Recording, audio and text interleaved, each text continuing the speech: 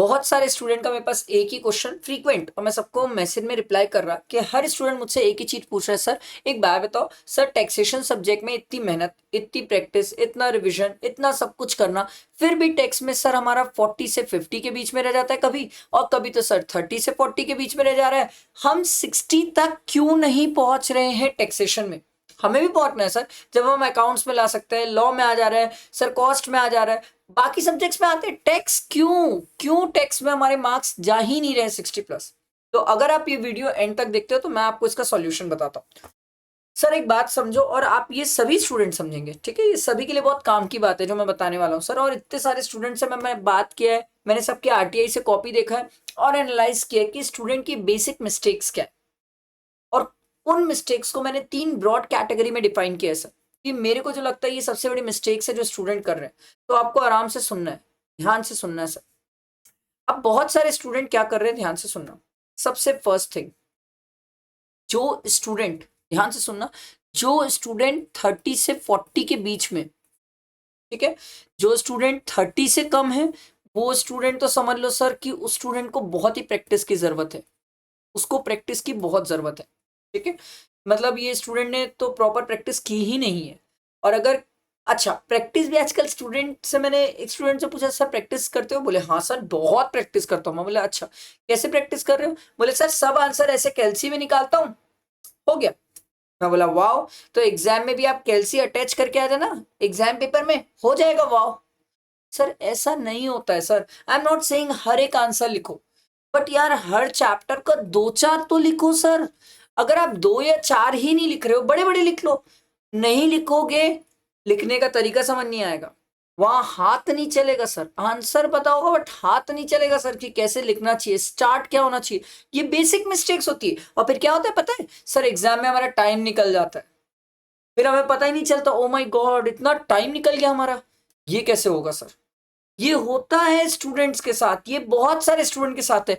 तो जिनका 30 मार्क्स से कम है, वो तो डेफिनेटली अभी टूट पड़ो और आ जाओ मेरे प्रैक्टिस बैच में, और साथ में बैठ के मेरे साथ प्रैक्टिस करो, क्योंकि you need to practice a lot. ये तो बहुत प्रैक्टिस करो। अब ये जो 30 से 40 वाले स्टूडेंट है, मैंने इनसे पूछा भाई आपका क्यों कम मार्क्स आ रहा है, क्या रीजन है? तो मैंने पूछा भाई कंसेप्ट क्लियर? बोले हाँ सर कंसेप्ट कंसेप्ट ठीक है सर। मैंने अगर प्रैक्टिस किया था? हाँ। बोले सर सर लिख के भी प्रैक्टिस किया था। मैंने बोला वेरी गुड, वेरी नाइस, बहुत अच्छी बात। मैंने उनसे पूछा टेस्ट दिए थे? नहीं वो तो सर रह गया, टेस्ट देना पड़ता है। मैं बोला वाओ, आपने टेस्ट दिया ही नहीं? बोले नहीं सर। सर क्या हम इंस्टीट्यूट की सर वो एमटीपी लगाए थे, वो एमटीपी 2 दे दिए थे, कुछ स्टूडेंट तो इसमें से भी 1 दिए थे, इस पे भी 1 दिए थे, और दे आर सेइंग कि सर हमसे पेपर वहां पर एग्जाम में जाके टॉप लेवल पे अटेंड हो जाएगा। नहीं होगा सर। एमटीपीज जो होती है, आप सब स्टूडेंट ने नोटिस किया होगा, as compare to papers easy होती है। सिर्फ एमटीपी के भरोसे बैठ गए हो तो गलत है। आपको प्रॉपर टेस्ट सीरीज से प्रैक्टिस करनी चाहिए। करो ना टेस्ट सीरीज से, लिखो टेस्ट, जितना ज्यादा टेस्ट लिखोगे उतनी परफेक्शन डेवलप होगी सर। अब आपको टेस्ट सीरीज के लिए एनरोल करना है तो आप टेस्ट सीरीज कहीं और से भी देख सकते हो, नहीं तो मेरी टेस्ट सीरीज मैं वेबसाइट के लिंक वगैरह प्रोवाइड कर दूंगा सर, ठीक? अब ध्यान से सुनना, ऐसे स्टूडेंट जो 40 से 50 के बीच में, या फिर कोई भी स्टूडेंट जो 30 से लेके 50 के बीच में, और जो चाहता है कि मेरे मार्क्स टैक्स में बढ़े, मैं 60+ लाऊं, तो उनके लिए वीडियो बहुत इंपॉर्टेंट है। क्योंकि मैंने पेपर में देखा है लोगों के, सर वर्किंग नोट नहीं है। क्यों सर? टाइम शॉर्ट था तो वर्किंग नोट बनाए नहीं। मैं आपको पता है एग्जामिनर ना आंसर पे मार्क्स नहीं देता है, डायरेक्ट फाइनल आंसर में। जब आप फाइनल आंसर लिख देते हो उस पे मार्क्स नहीं होता है सर, वर्किंग नोट्स में होता है सर। वर्किंग नोट बहुत मैटर करती है, matters a lot, a lot. जितना वर्किंग नोट आप लिखते हो सर, वो एग्जामिनर को लगता है कि बच्चे को प्रोविजंस आते हैं, कंटेंट आता है। सिर्फ आंसर तो इस एग्जामिनर को ही लगता है कहीं से टाप के लिख दिया होगा। अब एक स्टूडेंट बोला सर तो क्या पूरे पेपर पर वर्किंग नोट ही लिखते रहो? नहीं मेरे भाया, जितना सफिशिएंट टाइम है उसके बेसिस में वर्किंग नोट तो लिख। कुछ भी नहीं लिखोगे तो कैसे मार्क्स देगा वर्किंग नोट? नेक्स्ट, एक स्टूडेंट का मोस्ट कॉमन, इस बार का सजेस्टेड आंसर देखने के बाद तो मोस्ट कॉमन क्वेश्चन स्टूडेंट का 2 था सर। एक, सर डिडक्शन में सेक्शन लिखना पड़ता है, सर क्या टीडीएस टीसीएस में सेक्शन मेंशन करना चाहिए? मैं आपको एक बहुत अच्छी सिंपल सी बात बताता हूँ सर, हर केस में सेक्शन मत करो मेंशन। मैं तो खुद नहीं बोल रहा सर, हर केस में मेंशन करो। हर केस में मत करो। अरे पर कुछ जगह तो करो। आप मेरे को एक बात बताओ, किसी पर्सन का टीडीएस डिडक्ट कर रहे हो, फाइन। आप मान लो किसी का 10% टीडीएस डिडक्ट किए, पर सर 10% कौन से सेक्शन के अंदर? सर एक सेक्शन में 10% थोड़ी क्या है, एक सेक्शन में तो सर आप डिविडेंड में टीडीएस काटते हो तो 10% है सर, इंटरेस्ट में टीडीएस 10% है सर। तो सर कौन सा वाला काट रहे हो एग्जाम में? तो कुछ जगह तो सेक्शन आना चाहिए। मैं बोलता हूँ स्टूडेंट को, भाई दो जगह तो सेक्शन दिमाग में रख ले।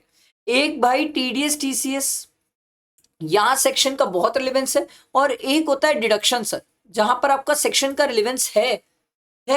कुछ जगह सेक्शंस याद होना चाहिए, नहीं तो वो किस बेसिस में आपको मार्क्स देगा? आप मेरे को ये बताओ सर। जैसे हम कैपिटल गेन पढ़ते हैं, कैपिटल गेन में एग्जेम्पशन पढ़ते हो, अब वहां पर आप एग्जेम्पशन अप्लाई कर रहे हो, तो सर 54 के अंदर कौन सी कैटेगरी? भैया 54 है, 54 B D E C F कौन सा है? सिर्फ एग्जाम में एग्जेम्पशन लिख दोगे तो एग्जामिनर कैसे समझेगा? एक स्टूडेंट बोला सर तो क्या सेक्शन नहीं लिखने से मार्क्स कटता है? मार्क्स नहीं कटता यार, जब आप लिखते हो तो वो अच्छा प्रेजेंटेशन माना जाता है। मार्क्स कटता नहीं है, पर इनडायरेक्टली मार्क्स मिलता है। वो आपको देख के कभी समझ नहीं आएगा पेपर में कि कैसे मिल गया, पर मिलता है, क्योंकि वो रिप्रेजेंट करता है कि बच्चे ने मेन जहां सेक्शंस याद होना चाहिए वहां तो याद किया।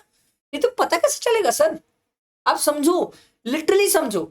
आप सोच के देखो, किसी को डिडक्शन दे रहे हो एलआईसी की, अब भाई कैसे पता एलआईसी किस सेक्शन में? सर वो तो आप स्टूडेंट हो तो चलो याद कर लियो एटीसी में, नहीं तो क्या डिडक्शन एलआईसी दे दिए? किस सेक्शन में पता ही नहीं चल रहा है।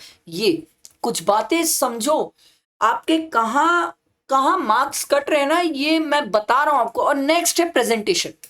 अगर कोई स्टूडेंट सोच रहा है कि कैलसी में सॉल्व करके प्रेजेंटेशन आएगा, तो मैं बता रहा हूं इट्स अ मिथ। आएगा ही नहीं, आएगा ही नहीं। ऑप्शन नहीं दे रहा हूं, आएगा ही नहीं। आपको प्रेजेंटेशन लाना होगा, ऑन पेपर लाना होगा। कैसे लाएंगे सर? सर हर चैप्टर के एकदम पूरे क्वेश्चंस तो नहीं, दो तीन तो करो।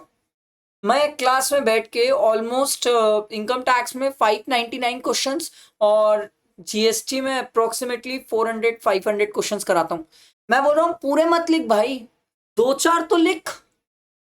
और ये क्वेश्चंस मैं पूरे लिखवाता हूँ क्लासेस में बैठा के, पता है क्यों? क्योंकि जब तक आप लिखोगे नहीं प्रेजेंटेशन कैसे सीखोगे? मेरे को आप ये बताओ sir. All of the sudden अगर कोई स्टूडेंट सोच रहा है वहां जाके हमसे पेपर बन जाएगा, लिखा जाएगा, तो नहीं होगा। ये नहीं होगा, किसी से नहीं होगा।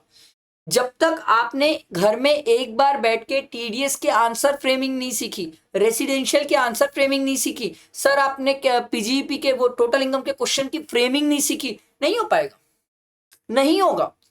फिर आप कितने बार भी बार बार करो, आपको पता है एग्जामिनर कैसे चेक करना स्टार्ट करता है? टू बी फ्रैंक, कैसे चेक करते हो? 5 मार्क्स का क्वेश्चन है, 4 से तो वो चेकिंग चालू करते हैं, क्योंकि एक तो वो मान के चले कि बच्चा गंदा ही लिखेगा, तो 4 से तो चेकिंग चालू होती है। अब 4 से जो चेक करते हैं उसके बाद वो ऐसे चेक करते हैं, बच्चे का प्रेजेंटेशन अच्छा है, हाँ हाँ हाँ, नहीं है 3, आंसर गलत 2, ऐसे तो होता है। इसीलिए तो टेक्स्ट में सबके कम मार्क्स आ रहे हैं सर। एआईआर का भी टेक्स्ट में मेरे ख्याल से, if I am not wrong, AIR 1 जो भी है उसका भी टेक्स्ट में 83 है, 17 मार्क्स तो उसके भी कम हुए। मैं आपको ये चीज समझा रहा हूं, आप जितनी जल्दी ये ट्रुथ एक्सेप्ट करोगे, बैठ के लिखोगे, प्रैक्टिस करोगे, टेस्ट दोगे, उतनी जल्दी रिजल्ट्स मिलेंगे। हवा में मत चलो सर, प्लीज हवा में मत चलो। जितने बार हवा में चलते हो, जितनी बार लापरवाही करते हो, जितने बार टालते हो ना चीजों को, उतने अटेम्प्ट्स टल जाते हैं सर। अरे यार इस बार टाइम नहीं था, टेस्ट नहीं दिया और टाइम लग गया, याद आया ओ माय गॉड मैं तो टेस्ट छोड़ दिया था। अगले टाइम में टेस्ट देना सीखते हो। अरे यार इस बार प्रैक्टिस ही नहीं किया, चल अगली बार कर लूंगा, रिवीजन रिवीजन में टाइम दे दिया सर। फिर अगली बार ध्यान आता है सर प्रैक्टिस कर लेना था आपकी प्रैक्टिस बैच से। फिर कुछ स्टूडेंट सर टाइम ही नहीं दे पाया, सर कुछ चैप्टर्स छोड़ दिया। क्यों चैप्टर छोड़ दिया? अरे सर वो टाइम नहीं मिल रहा था तो टीडीएस टीसीएस छोड़ दिया, कैपिटल गेन छोड़ दिया, सर आईटीसी छोड़ दिया। बोले है फिर पढ़ा क्या तू? बोले सर छोड़ दिया, वो बहुत टाइम शॉर्ट हो रहा था।